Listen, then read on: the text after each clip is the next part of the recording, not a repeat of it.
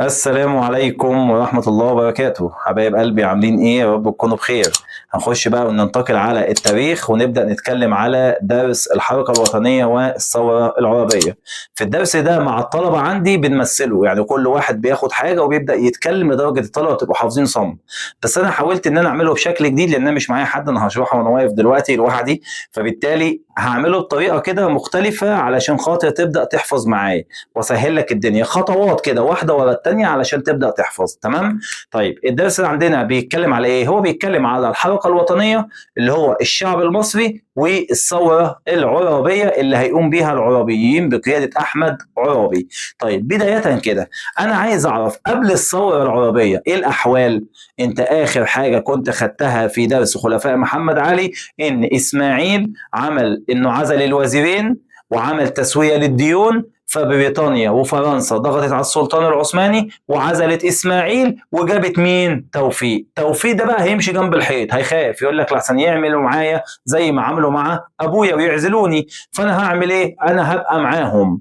طب عمل ايه هنا عندنا؟ يبقى انا اول معلومه عرفتها بعد عزل اسماعيل مين اللي جه؟ اللي جه توفيق. يبقى توفيق مسك الحكم امتى؟ الخديوي توفيق بعد عزل الخديوي اسماعيل. طب جميل.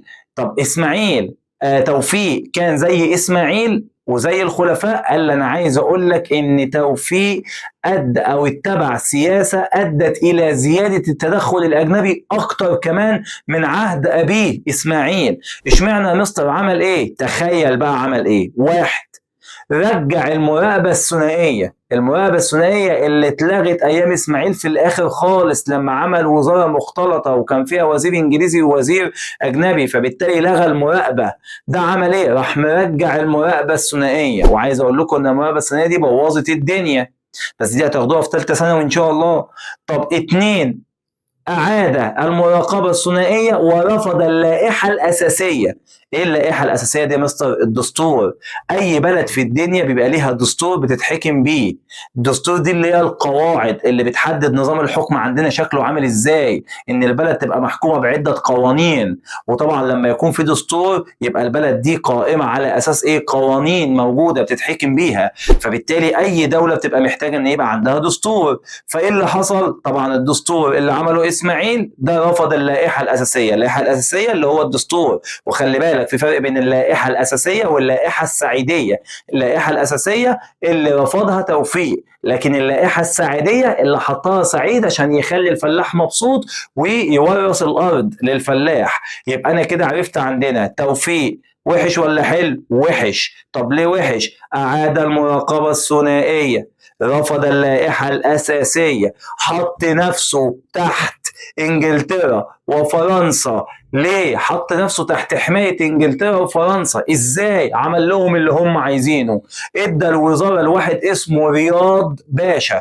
رياض باشا ده سيء جدا، هو اللي هيمسك رئيس الوزراء. عايز أقول لك على حاجة عشان تاخد بالك. إيه رئيس الوزراء؟ أنا عندي بيبقى رئيس الدولة، تحتيه رئيس الوزراء، تحتيه الوزراء بقى اللي هو وزير التربيه والتعليم، وزير الحربيه، وزير الداخليه، ووزير التموين، كل وزير النقل والمواصلات، كل دول وزراء. مين رئيسهم؟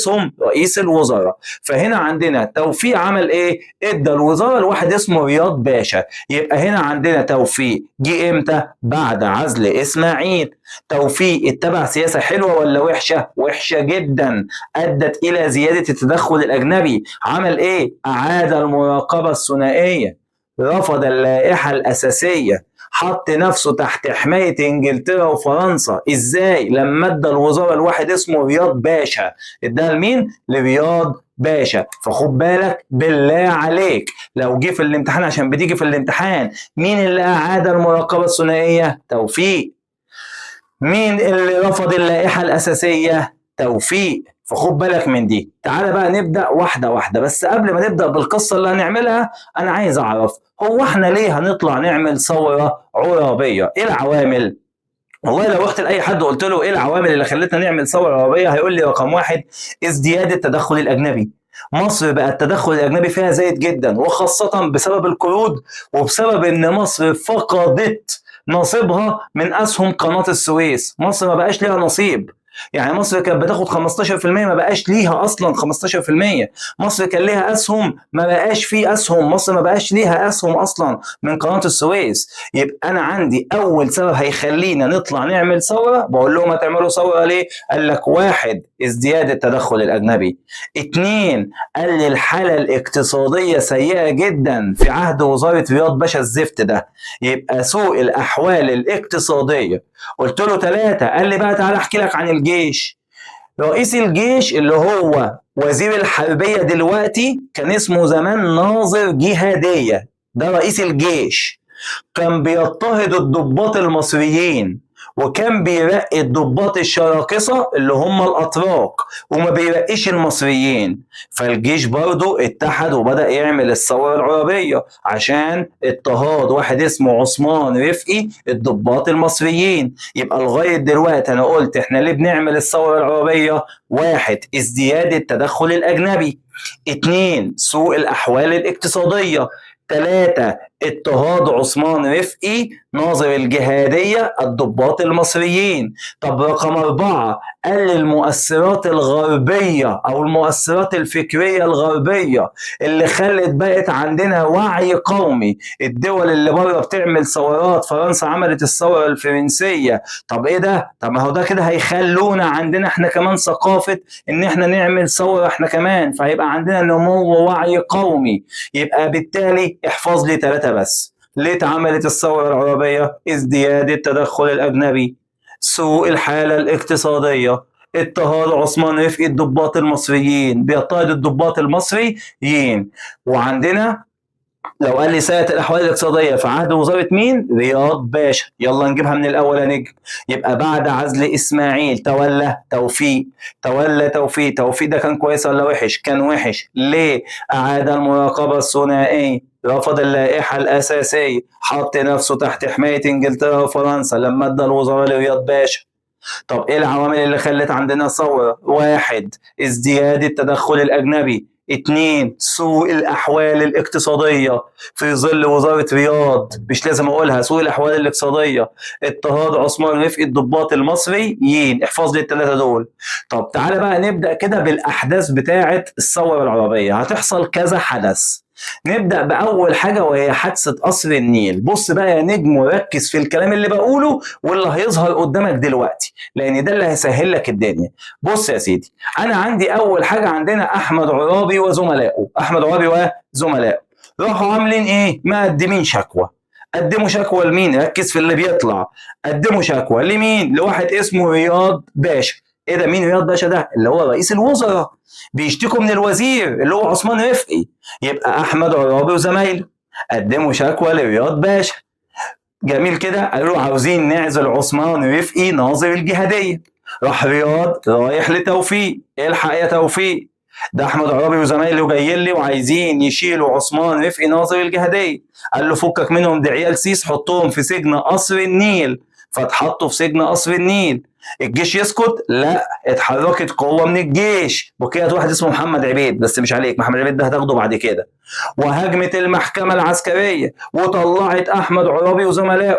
اول ما طلعته راح توفيق قال رياض باشا اعمل لهم اللي هم عايزينه، شيل عثمان رفقي وهات لهم مكانه محمود سامي البارودي. ايه رايك في القصه دي؟ اظن انت حفظتها. تعال نقولها تاني. احمد عرابي ومين وزمايله قدموا ايه؟ شكوى لمين؟ لرياض باشا. قالوا له عايزين نعزل عثمان رفقي ناظر الجهاديه. راح رياض راح لمين؟ لتوفيق. توفيق قال له فكك منهم، دي عيال ايه؟ سيس، حطهم فين؟ في سجن قصر النيل. اتحركت قوه منين؟ من الجيش، خرجت الضباط الثلاثه. طب لما خرجتهم توفيق قال لهم لا لا لا اعمل لهم اللي هم عايزينه، شيل عثمان رفقي وهات لهم محمود سامي البارودي. حلوه قوي يا مستر القصه دي، انا كده حفظتها. ايه بقى الاسئله اللي بتيجي فيها؟ انا عايز اقول لك ان هي ما فيهاش غير سؤالين.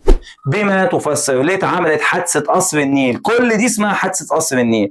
ليه اتعملت حادثه قصر النيل؟ اتعملت بسبب قيام احمد عرابي وزملائه بتقديم شكوى الى رياض باشا لعزل عثمان رفقي ناظر الجهاديه. طب ايه النتيجه؟ هات لي الاخر خالص. النتيجة عزل عثمان رفقي وتولية محمود سامي البارودي. صعبة يا نجم؟ لا سهلة. تعال نقولها تاني. يبقى حادثة قصر النيل، أحمد عرابي وإيه وزمايله قدموا إيه؟ شكوى لمين؟ لرياض باشا. قالوا له ايه؟ عايزين نعزل عثمان رفقي ناظر الجهاديه. رياض راح لتوفيق، الحق يا توفيق عايزين يعزلوا عثمان رفقي ناظر الجهاديه. قال له فكك منهم، ده عيال سيس، حطهم في سجن قصر النيل. اتحركت قوه من الجيش طلعت الضباط الثلاثه. طب لما خرجتهم راح توفيق قال له اعمل لهم اللي هم عايزينه، شيل عثمان رفقي وهات محمود سامي البارودي. لو جه قال لك ليه عملت حادثه قصر النيل، يبقى بسبب تقديم احمد عرابي وزملائه شكوى لرياض باشا لعزل عثمان رفقي. طب ايه النتيجه؟ قال لي النتيجه هنا عندنا ان اتعزل عثمان رفقي وتعين محمود سامي البارودي. تعال بقى لمظاهره عابدين.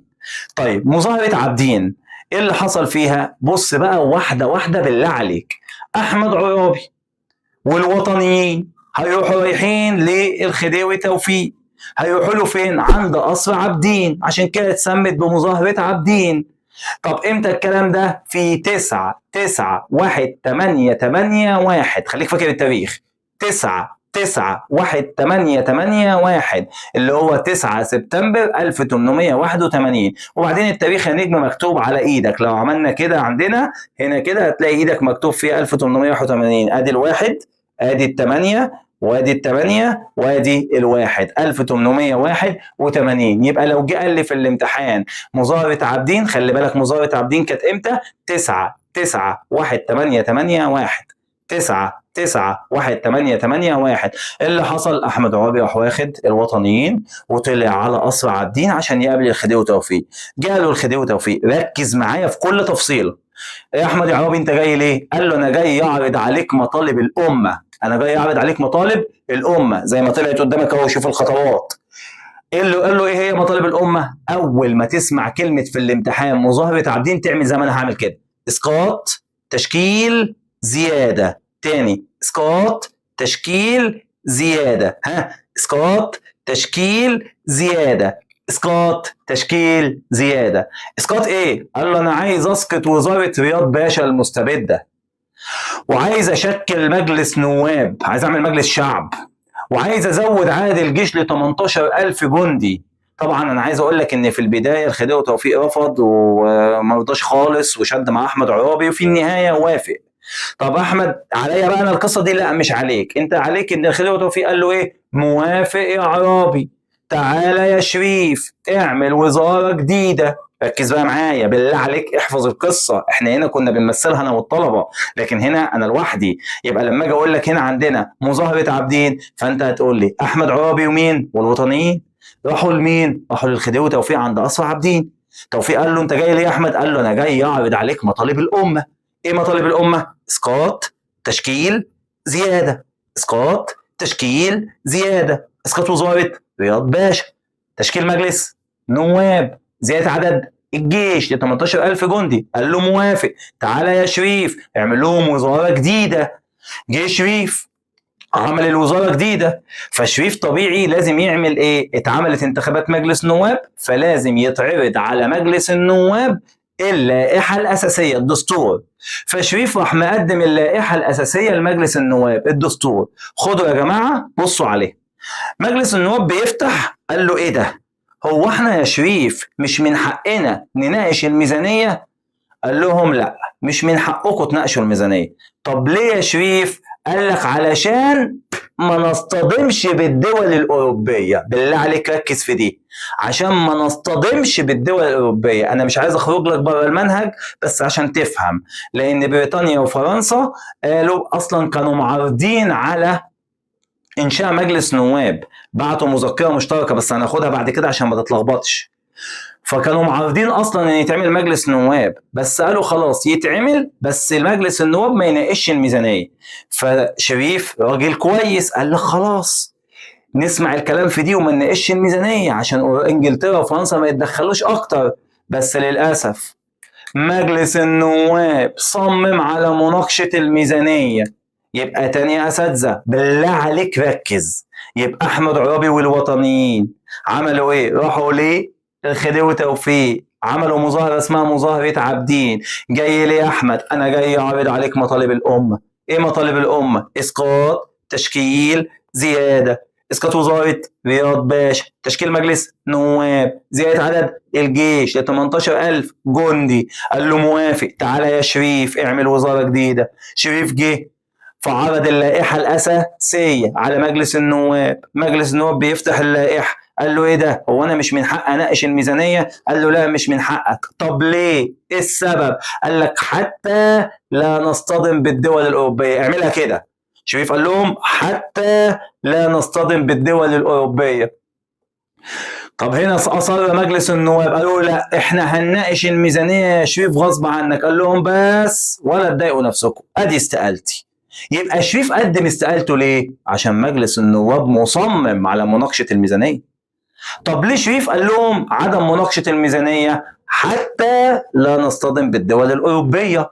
حلو جدا، يبقى عدم الاصطدام بالدول الأوروبية. يبقى لما أصر مجلس النواب، ايه اللي حصل؟ شريف قدم استقالته. صعبة كده؟ حفظت القصة دي؟ تعالى بالله عليك بقى عشان خاطري قولها لي تاني. أحمد عرابي راح للخديوي توفيق بس سريعا، قال له انت جاي ليه يا احمد؟ قال له انا جاي اعرض عليك مطالب الامه. ايه مطالب الامه؟ اسقاط، تشكيل، زياده. اسقاط وزاره رياض باشا، تشكيل مجلس نواب، زياده عدد الجيش ل 18000 جندي.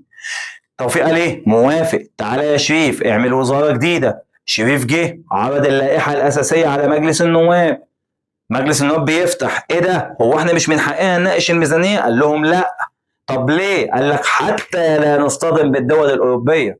راح مجلس النواب قال له لا احنا مصرين على مناقشه الميزانيه. قال لهم بس ولا تضايقوا نفسكم، ادي استقالتي. وقدم استقالته. صعبه لغايه دلوقتي؟ حلو. تعالى بقى ناخد الاسئله.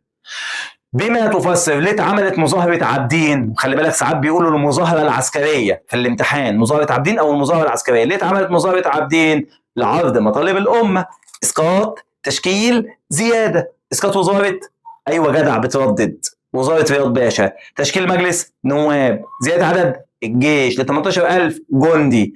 طب ايه النتيجه؟ والله العظيم انت عارف، هات لي النهايه خالص. موافقه الخديوي توفيق على مطالب الامه وتاليف وزاره جديده بقياده شريف. بس خلاص. يبقى موافقه الخديوي وتاليف وزاره بقياده مين؟ شريف. شريف عرض اللائحه الاساسيه على مجلس الايه؟ النواب. بس مجلس النواب مش من حقه يناقش الايه؟ الميزانيه. بما تفسر ليه مش من حقه يناقش الميزانيه؟ حتى لا نصطدم بالدول الاوروبيه. شريف رأى تاجيل مناقشه الميزانيه حتى لا نصطدم بالدول الاوروبيه. طب ايه النتيجه المترتبه لما اصر مجلس النواب؟ انت عارف، استقاله مين؟ شريف باشا. يبقى انا اول استقاله.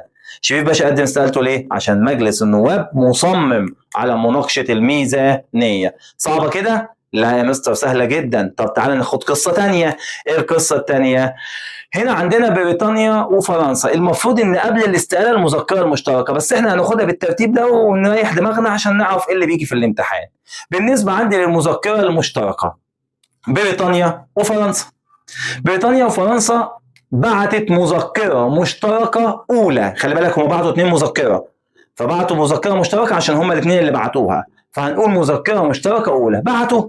طب لما بعتوها، طبعا انا حاطط هنا الخديوي توفيق، لكن هم مش بعتوها للخديوي، هم بعتوها للحكومه. بس مش عليك، مش فارقه معاك خلاص، بس عشان القصه بتاعتنا تمشي.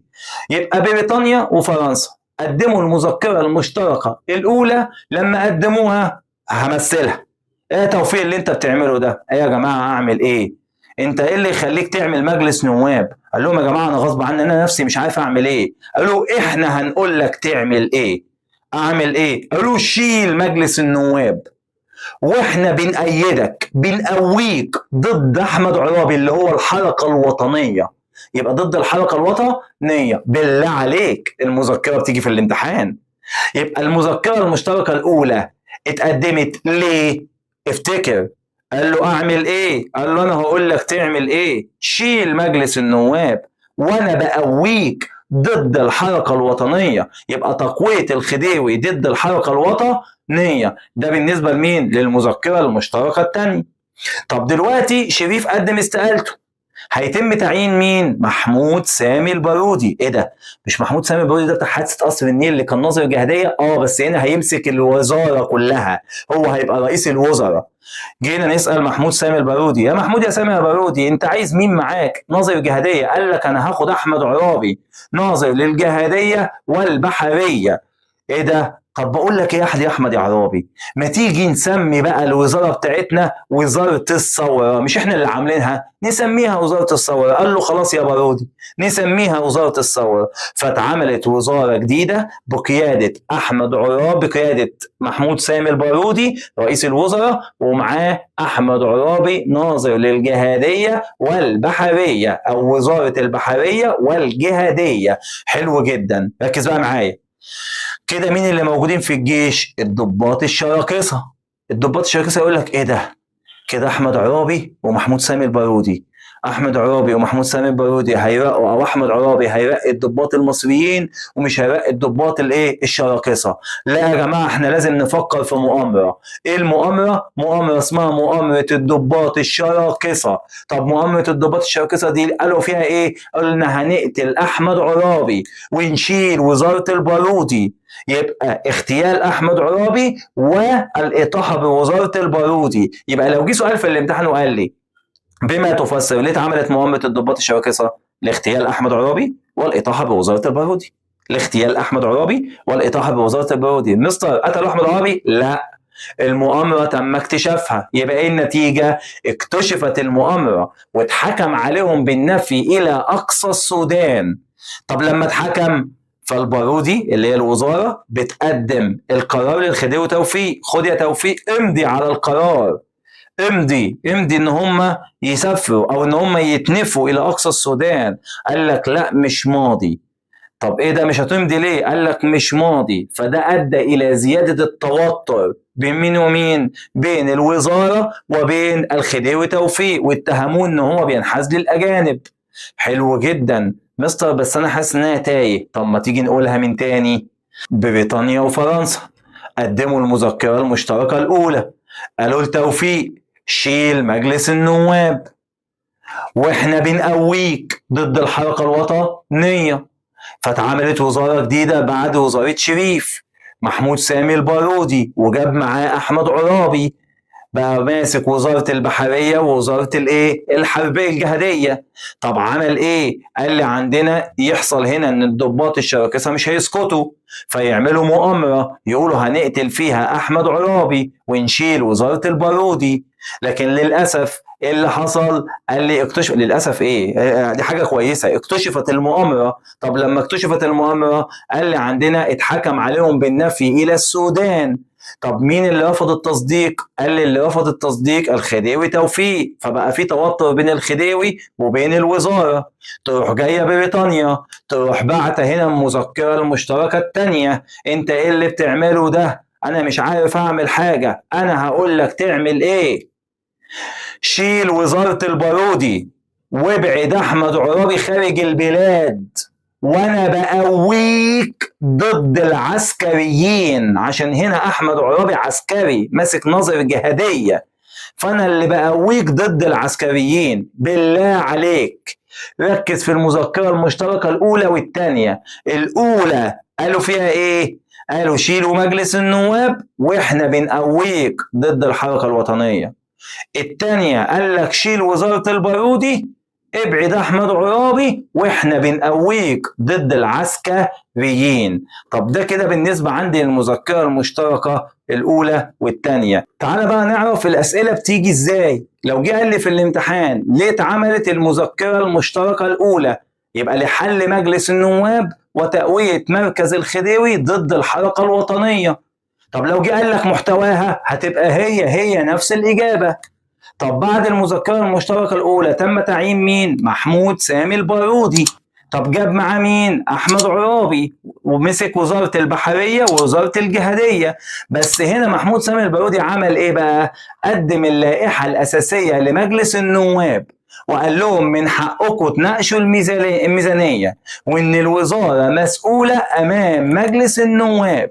يبقى لو جه في الامتحان وقال لي اللائحة الأساسية في عهد محمود سامي البارودي نصت على إيه؟ أقول له إن الوزارة مسؤولة أمام مجلس النواب، وإن من حق مجلس النواب مناقشة الميزانية. يبقى مين اللي قال مفيش مناقشة ميزانية؟ شريف. طب مين اللي قال نناقش الميزانية؟ محمود سامي البارودي. تحصل هنا عندنا مؤامرة اسمها مؤامرة الضباط الشراقصة. طب مؤامرة الضباط الشراقصة لو جه قال لك ليه اتعملت؟ لاغتيال أحمد عرابي والإطاحة بوزارة البارودي. طب ايه النتيجة؟ تم اكتشاف المؤامرة واتحكم عليهم بالنفي للسودان. رفض الخديوي التصديق على القرار، فتوترت العلاقة بين الخديوي والوزارة. على فكرة ممكن يجي لك في الامتحان ويقول لك ايه النتيجة المترتبة على مؤامرة الضباط الشراكسة؟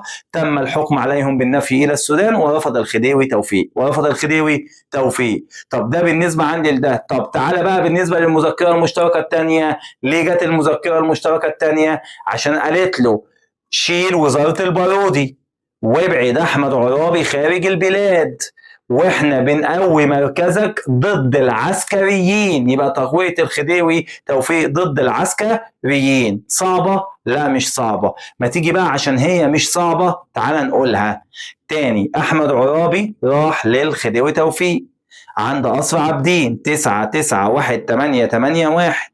قال له يا خديوي يا توفيق انا جاي اعرض عليك مطالب الامه. قال له ايه مطالب الامه؟ اسقاط تشكيل زياده، اسقاط وزاره رياض باشا، تشكيل مجلس نواب، زياده عدد الجيش ل 18,000 جندي. قال له موافق.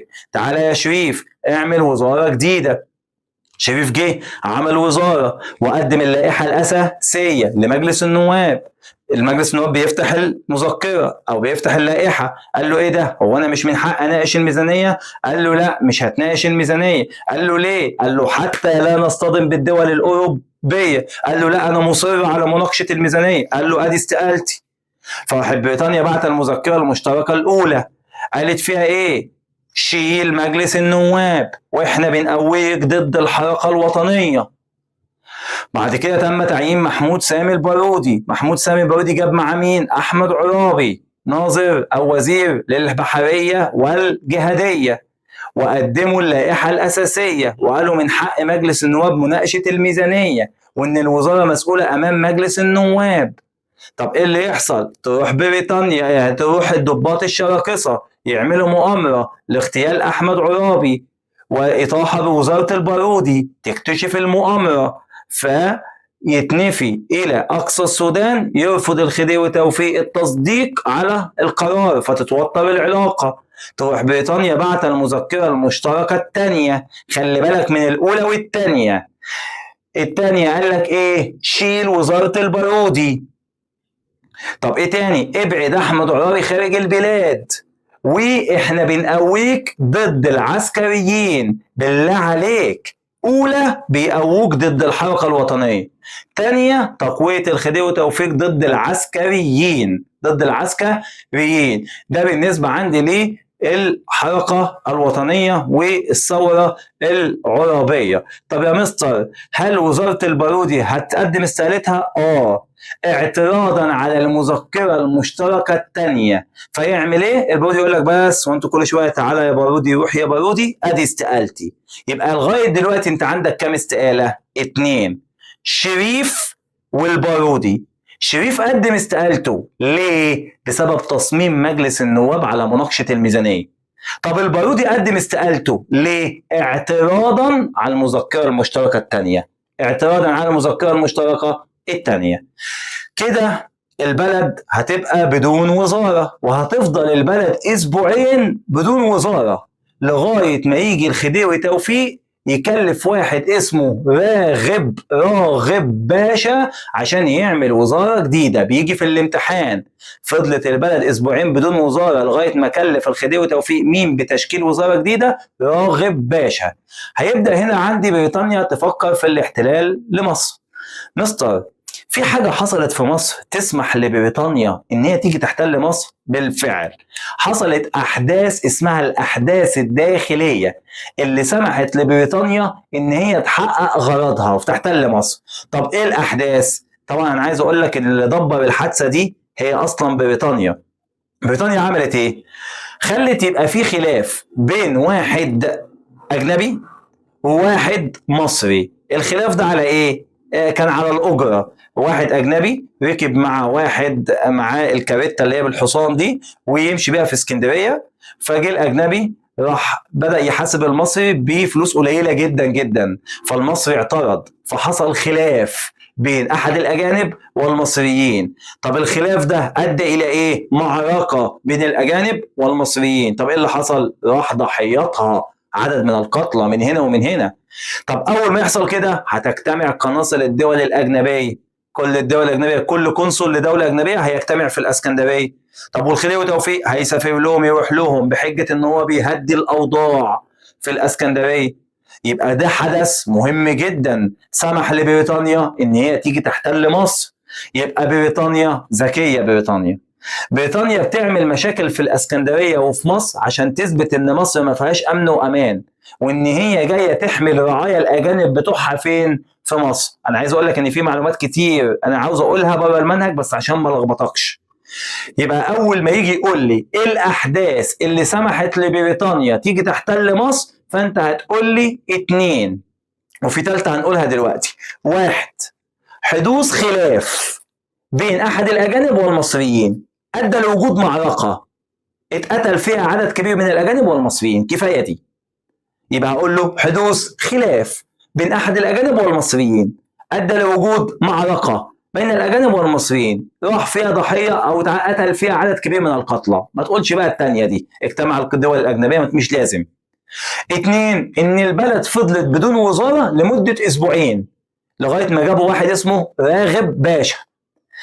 3، حصل ان مؤتمر اسمه مؤتمر الاستانة، فرنسا قالت تعالوا يا جماعه نعمل مؤتمر فين؟ في تركيا في السفاره الايطاليه، نقعد عشان ننظر في المساله المصريه، نشوف ايه القصه دي بقى والمشاكل اللي موجوده في مصر. فاجتمعوا كل الدول، ايطاليا، المانيا، فرنسا، النمسا، كله اجتمع فين؟ في تركيا في الاستانة، عشان كده اتسمى بمؤتمر الاستانة. طب قالوا ايه في المؤتمر دوت؟ قالوا ان الدول الاوروبيه ما تتدخلش منفرده، وان تركيا هي اللي هتبعت قوه تعمل امن ونظام في البلاد. يبقى مؤتمر الاستانة قال كام حاجه؟ 2، تركيا هتبعت قوه لاعاده الامن والامان او الامن والنظام، وعدم تدخل الدول الاوروبيه منفرده. في حته بره المنهج هضطر اقولها، بريطانيا هنا وقعت ومضت، بس قالت ايه؟ الا اذا حدث امر يؤدي الى غير ذلك، لو حصل حاجه او حصلت مشكله هاجي احتل مين؟ مصر، او هاجي اخش مصر عشان انا بحافظ على الرعايا الاجانب. طب دي عليا؟ لا مش عليك. طب ايه اللي عليا؟ هقول لك ما هي الاحداث التي سمحت لبريطانيا تحقيق غرضها. 1، حصل خلاف بين احد الاجانب والمصريين ادى الى وجود معركه بين الاجانب والمصريين نتج عنها عدد من القتلى في الاجانب والمصريين. 2، بقاء البلاد بدون وزاره لمده اسبوعين. 3، مؤتمر الاستانة، اجتمع الدول العظمى في مؤتمر الاستانة. طب يجي سؤال في الامتحان يقول لك مهم جدا، ما النتائج المترتبة على مؤتمر الاستانة؟ تركيا قالت هتبعت قوة تعيد الأمن والنظام وعدم تدخل الدول الأوروبية، الدول الأوروبية مش هتتدخل. طب ده بالنسبة لمؤتمر الايه؟ الاستانة. طب ايه اللي هيحصل؟ بريطانيا هتخلق مشكلة علشان تيجي تحتل مصر. طب ايه المشكلة؟ مش موجودة عليك بس هقولها لك سريعا. احمد عرابي بدأ يعمل تحصينات فين؟ في مدينة الاسكندرية. الاسطول الانجليزي كان واقف، فالاسطول الانجليزي احمد عرابي يا اسطول انجليزي ابعد شوية عشان احنا بنعمل تحصينات وهنقفل ميناء الاسكندرية. قال له لا يا احمد مش هنبعد. فبدأ احمد عرابي يرص الاسطول بتاعه، قال له ايه ده انت بتحاصرني؟ طب انا بقى هضرب مين؟ مصر. وضربت مصر. طب عليا؟ لا مش عليك. دخلت بريطانيا مين؟ مصر، وجايه تحتل مصر. ازاي هتتحرك؟ تعال بقى ركز معايا بالله عليك. اول حاجه عندنا الاسطول الانجليزي ليه قائد. قائد الاسطول الانجليزي هيدي انذار للحكومه المصريه، هيدي انذار للحكومه المصريه سلموا المدافع المنصوبه عند البحر المتوسط. الحكومه المصريه هتقول له لا مش هنسلم المدافع. طب مش هتسلموا المدافع؟ راح قائد الاسطول الانجليزي ادى امر بضرب مدينه الاسكندريه. طب لما اتضربت مدينة الاسكندرية ايه اللي حصل؟ احتلوا مدينة الاسكندرية. طب مستر هو الخديوي توفيق فين؟ كان موجود في حته اسمها سرايا رأس التين. ايه ده؟ اكيد الخديوي توفيق خد بعضه وطلع على القاهره بسرعه، ده في ضرب في مدينه الاسكندريه. لا، الخديوي توفيق قرر عدم مغادره مدينه الاسكندريه سرايا رأس التين، ولا هو ولا اسرته. ايه يا مستر ازاي؟ امال مين اللي مشي؟ قال لي احمد عرابي. انسحب العرابيين راحوا لحته اسمها كفر الدوار. ايه ده؟ معلش يا مستر عشان انا تهت، تعالى تاني كده. قال الاسطول الانجليزي، على فكرة كل اللي أنا بقوله ده يعني مفيش حاجات بتيجي منه في الامتحان غير اللي أنا هقوله لك من الآخر يعني. قائد الأسطول الإنجليزي إدى أمر أو إدى إنذار للحكومة المصرية، قال لهم شيلوا المدافع. قالوا لا مش هنشيل المدافع. راح قائد الأسطول الإنجليزي إدى أمر بضرب مدينة الإسكندرية. طب إيه النتيجة؟ احتلوا مدينة الإسكندرية، والخديوي توفيق ما غادرش مدينة الإسكندرية ولا هو ولا أسرته. لكن مين اللي غادر؟ انسحب العرابيين الى كف الدوار. بريطانيا هتبدا تتجه لكف الدوار. احمد عرابي هيعمل ايه؟ قال لي هيقيم حاجه اسمها الاستحكامات في مدينه كف الدوار، هيبدا يحصن البلاد، هيبدا يرص المدافع ويبدا يحصن البلاد بتاعته في مدينه كف الدوار. هتتجه بريطانيا لمدينه كف الدوار. بس في الوقت ده هيحصل مشاده بين توفيق واحمد عرابي. توفيق هيطلب من احمد عرابي، يا احمد يا عرابي تعالى لي دلوقتي حالا الى سرايا رأس التين في الاسكندريه. عرابي قال له لا، وبدأ يتهمه بالخيانه وان انت بتنحاز للايه؟ للانجليز. راح رد عليه الخديوي توفيق واصدر قرار بعزل احمد عرابي من وزاره الحربيه. بس العرابيين اتمسكوا باحمد عرابي واتعملت معركه كفر الدوار. طب مستر اكيد المصريين اتهزموا. لا، فشلت بريطانيا في دخول البلاد عن طريق كفر الدوار، واتهزم الجيش البريطاني وانسحب للاسكندريه. ذكي الجيش البريطاني، راح واخد الاسطول بتاعه وبدا يتجه لقناه السويس، ما هو ما عرفش يخش عن طريق كفر الدوار. راح احمد عرابي جري وراح رايح على قناه السويس يشوف مين هناك، ديليسيبس. طب ديليسيبس يقول لهم ايه؟ ما تخافوش، ده هم كانوا عايزين يهدموا القناه.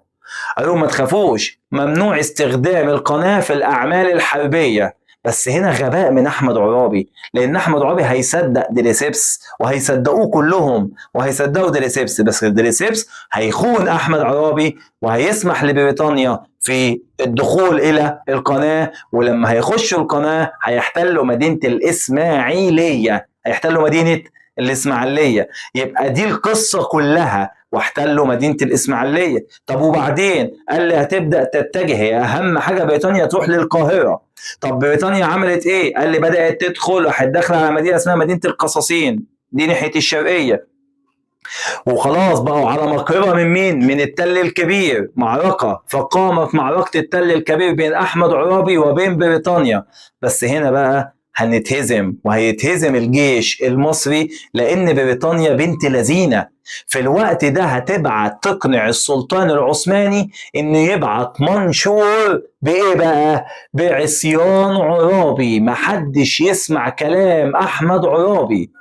طب ده يا جماعة هيبقى حاجة حلوة للمصريين ولا وحش؟ طبعا وحش. تخيل انت كده جندي بيتحارب والقائد بتاعك عمال بيشجعك، مرة واحدة يجي لك منشور بعصيان احمد عرابي. ده يؤدي الى ايه؟ ضعف الروح المعنوية للجنود المصريين. الجنود المصريين هتضعف روحهم المعنوية جدا بسبب المنشور ده. يبقى لو جالي سؤال في الامتحان وقال لي ما النتائج المترتبة على معركة كفر الدوار، اقول له انتصار العرابيين وهزيمة بريطانيا وانسحابها للاسكندرية. طب ايه النتيجة المترتبة على ارسال السلطان العثماني منشور بعصيان عرابي؟ ادى الى ضعف الروح المعنوية. طب هنا في معركة التل الكبير ايه اللي حصل؟ اتهزمنا. ومش اتهزمنا بس كمان، ده مش الجيش المصري انهزم، ده استشهد الضابط محمد عبيد. بيجي في الامتحان ضابط اسمه محمد عبيد، واتهزم الجيش المصري واحتلت بريطانيا القاهرة. مستر الاحداث كبيرة قوي، الاحداث كبيرة، بس انا هقولها لك ايه اللي هيجي في الامتحان في كل اللي انا قلته ده. فشلت بريطانيا في دخول البلاد عن طريق كفر الدوار، دي اللي تركز فيها، ولكنها دخلت عن طريق قناة السويس بعد خيانة ديليسيبس لأحمد عرابي. طب ايه النتيجه المترتبه على خيانه ديليسيبس لاحمد عرابي؟ او ايه النتيجه؟ تعالى نبدا بالترتيب. ايه النتيجه المترتبه على خيانه ديليسيبس لاحمد عرابي؟ ادى الى دخول بريطانيا القناه واحتلت مدينه الاسماعيليه. طب ايه النتيجه المترتبه على قف الدوار؟ هزيمه بريطانيا وانسحابها الى الاسكندريه. طب لو جه قال لي عندنا ايه النتيجه المترتبه لما بريطانيا ارسلت او لما السلطان العثماني ارسل منشور بعصيان عرابي، اقول له ادى الى ضعف الروح المعنويه للجنود المصريين. طب لو جه سؤال وقال لي في اثناء معركه التل الكبير شهدت ميدان القتال في معركه التل الكبير بطولات مصريه خالده واستشهد مين؟ القائد محمد عبيد. طب كده عندنا ايه النتيجه المترتبه على معركه التل الكبير؟ قال لي هزيمه الجيش المصري واحتلال بريطانيا القاهره. يلا نقولها تاني. كل القصه دي بقى دي انا هلخصها لك في اللي انا هقوله ده. فشلت بريطانيا في دخول البلاد عن طريق كفر الدوار. استطاعت دخول البلاد عن طريق قناة السويس بعد خيانة ديليسيبس لأحمد عرابي. طب ايه النتيجة المترتبة على الخيانة؟ دخلت بريطانيا الإسماعيلية ودخلت القناة واحتلت الإسماعيلية. طب ايه النتيجة المترتبة على معركة كفر الدوار؟ هزيمة بريطانيا وانسحابها للإسكندرية. طب ايه النتيجة المترتبة على معركة التل الكبير؟ هزيمة الجيش المصري ودخول بريطانيا القاهرة. مين استشهد؟ محمد عبيد. بس كده يا نجم. تعال بقى اقول لك على حاجة، آخر حاجة بقى. زعماء الثورة في النهاية مستر ايه اللي حصل لهم؟ قال لي تم القبض على كل زعماء الثورة ما عدا واحد، خطيب الثورة، الراجل اللي كان بيخطب بيهم. مين هو؟ عبد الله النديم. بيجي في الامتحان. يبقى مين خطيب الثورة اللي لم يتم القبض عليه؟ واحد اسمه عبد الله النديم. اسمه ايه؟ عبد الله النديم. فالمحكمة العسكرية طلعت قرار بإعدام قادة الثورة ونفي باقي العرابيين. بعد كده القرار ده اتعدل بالنفي المؤبد، النفي على طول. طب وكلهم اتنفوا خارج البلاد وتم نفي احمد عرابي لجزيرة سيلان. يبقى يا جماعة مين اللي استشهد في معركة التل الكبير؟ محمد عبيد. مين الشخص الذي لم يتم العثور عليه، لم يتم القبض عليه؟ خطيب الثورة عبد الله النديم. اتحكم عليهم كلهم بايه؟ بالاعدام. بعد كده تعدل الحكم بالايه؟ بالنفي المؤبد خارج البلاد، واتنفى احمد عرابي الى جزيره سيلان. اخر حاجه بقى، الثوره العربيه نجحت ولا فشلت؟ فشلت.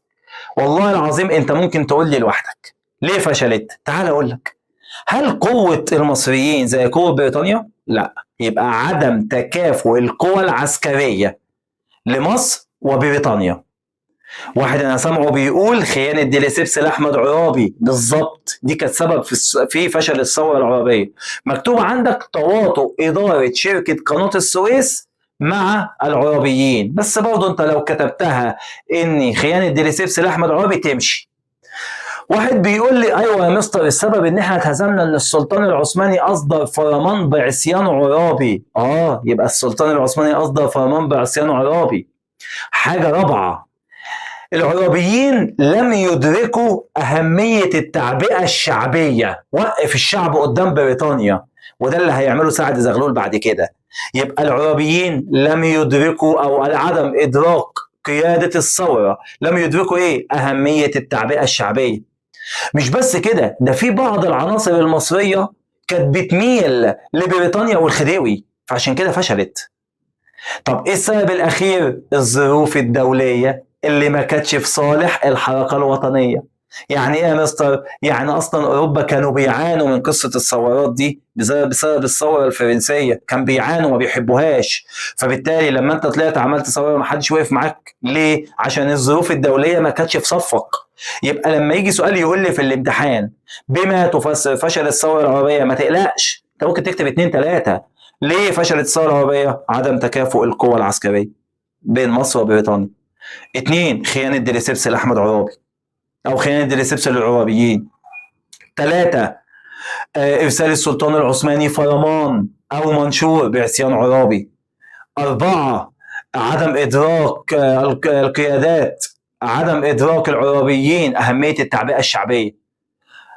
5 أقول له عندنا ميول بعض العناصر المصرية للخديوي وبريطانيا. 6 الظروف الدولية مش في صالح الحركة الوطنية. ده بالنسبة للثورة العربية. وعندك أسهل ثلاثة: عدم تكافؤ القوى، خيانة ديريسيبس لأحمد عرابي، إرسال السلطان العثماني المنشور بعصيان عرابي.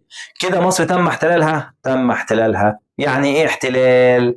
بستولى على أرض غيري بالقوة. يعني ايه احتلال؟ بستولى على ارض غيري بالقوه. يبقى ما المقصود بالاحتلال؟ الاستيلاء على اراضي الغير بالقوه. الاستيلاء على اراضي الغير بالقوه. الدرس سهل، سيبك من القصص اللي موجوده، خليك في الاسئله اللي بقول لك هي دي اللي بتيجي في الامتحانات اللي انا بقولها.